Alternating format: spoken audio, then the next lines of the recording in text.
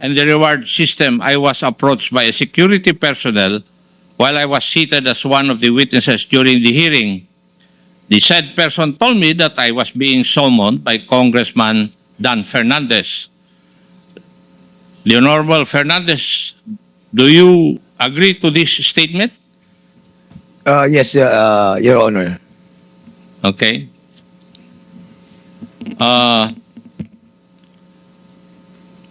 When I entered the room, I saw the two lawyers of Police Colonel Garma standing inside the room.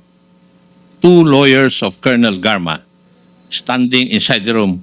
One of the lawyers approached me, then asked me what we were going to talk about. I said that I do not know. May I ask the Honorable Abante and Fernandez if there were really the presence of the two lawyers of Colonel Garma were present? Yes, Chairman Acop, yes. The Honorable Abante, do you agree with Honorable Fernandez? He's talking to somebody, Mr. Chairman. Maybe you can cite him in contempt. Chairman Abante. Chairman Abante, you're being asked. Chairman Abante, you're being asked by Chairman Acop to confirm the statement. Do you agree with the statement of Colonel Grijaldo that there were two lawyers of Attorney Garma present when you talked with Colonel Grijaldo in a room? Yes, yes, Your Honor. There were two lawyers present. Thank you, Your Honor. According to the affidavit of Colonel Grijaldo, the Honorable Fernandez asked Colonel Grijaldo to sit beside him, and you entered the room and sat on the far end chair on the right. And one of the lawyers of Colonel Garma stood near the back of Colonel Grijaldo. Would that be correct? Ako yung unang dumating, Mr. Chairman. If I remember it right, nung dumating po ako, nakaupo na po siya. Okay. So, nakaupo na siya. Yes, Your Honor. Okay. The Honorable Abante? Yes, it was a small room, no? Doon lang sa corner na yan. And so, malapit din kami sa siya. So, just near to each other.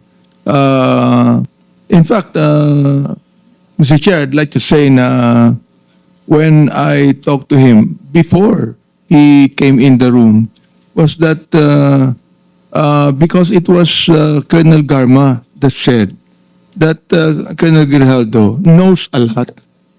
He knows a lot about this thing. So, sabi ko, sige, total, normal naman yung vetting na ginagawa natin, kinakausap natin. So, we talked to him and sinabi ko kay Colonel Garma, can he corroborate your statement? Ang sabi ni Colonel Garma, yes eh. So, kinausap namin. Your Honors, pasensya na po kayo kasi hindi naman sumasagot kasi sa mga tanong ko sa si Colonel Grijaldo. Kaya kayo po ang tatanungin ko na muna. Mr. Chair, if I be allowed. The resource person is not allowed to ask questions. No, I'm not asking questions, Mr. Chairman. I will be answering in relation to the answer of So you are replying to the question Yes. raised by Yes, Mr. Chairman. Please proceed. Well, ang totoo po kasi noon, yung pong dalawang lawyer ni Colonel Garma, sila po talaga yung nag-approach sa amin. Ang sinabi po nung dalawang lawyer, if I remember it right, yung pangalan po nung lawyer si Attorney Victor, nakalimutan ko po yung ipinido. Attorney Kilang and Attorney Kumigan. Yes, opo. Ang sabi nila, kasi kung matatandaan niyo po, yung ating supplemental affidavit na ginawa po ni Colonel Garma was given to us on the day itself. And then, nung binabasa po natin, sabi natin, sino magko-corroborate ito? Sino magbe-betting ito? Lumapit po yung dalawang lawyer. At ang sabi, kung pwedeng kausapin si Colonel Grijaldo. Dahil si Colonel Garma ay very close daw kay Colonel Grijaldo. At siya makakapag-bet sa mga nakalagay doon sa supplemental affidavit. So, ang sabi ko naman kay Attorney Victor, tama-tama, andyan si Grijaldo, andyan sa likod. Bakit hindi natin siya imbitahan doon sa room doon, sa may kainan? Para nang sa ganon ay makausap natin kung patotohanan niya yung sinabi ni Colonel Garma na magkaibigan sila at ibebet niya yung mga nakasulat doon.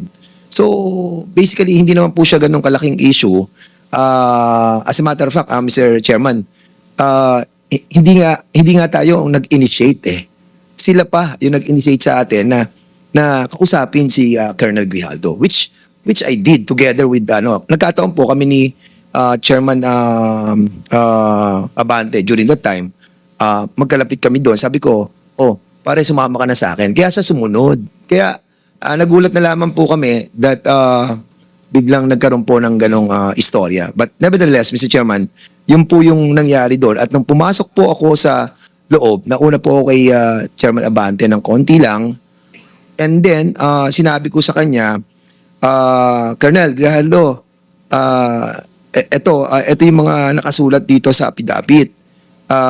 Sabi ko dito sa paragraph, hindi ko matandaan, 17 ata o something na gano'n. Ito ba, mapapatotohanan mo na sinabi ni Colonel Garma. Ang sabi niya, wala po akong alam dyan. Yung ibang ibang mga sinabi ni Colonel Garma. Kasi sabi niya, kaibigan ka niya eh. So, basically, doon po umikot yung aming usapan. Siguro maabot po yun ng mga less than 10 or 15 minutes. And then, nung sinabi niya talaga wala siyang alam, edi lumabas na po kami. And the CCTV can prove na talagang hindi po kami nagtagal sa loob. At the same time po, pag tinignan niyo po yung kwarto dyan, kahit puntahan po natin lahat, napakaliit po ng kwarto. At sa labas po ng kwarto, marami pong mga tao nandun. So kung nagkaroon po ng coercion, nagkaroon po ng harassment, nagkaroon po ng forceful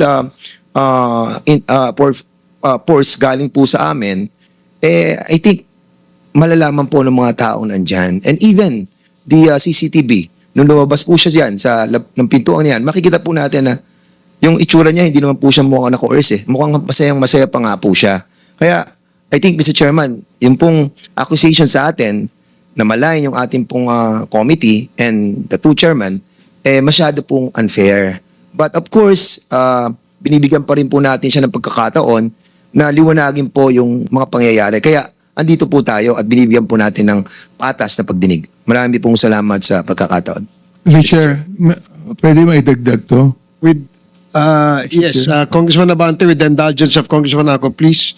At the back of my mind, masaya pa nga ako sapagkat nabanggit sa akin ni Colonel Garma na ito talagang close siya rito, classmate niya, at talagang kakampihan siya nito.